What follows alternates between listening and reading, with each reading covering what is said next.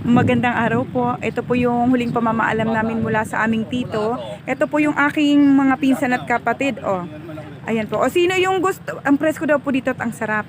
Sabi po ng aking pinsan, baka gusto ko daw pong magkabahay dito pa. Ito pong napakabait na si Consi. Gusto ko daw, ay nalok pa naman ako ng bahay dito. O, di ba? Kagalang-galang yung si Consi. Tapos bigla akong niloko.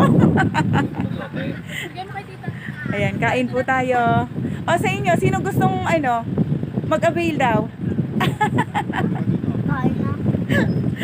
Kain na po. Thank you, baby. Kaway ka. Luis, sino daw ba gustong mag-avail? Ng bahay dito, mapresko. Ang akin pong pinakamaliit na pinsan. Ayan daw po.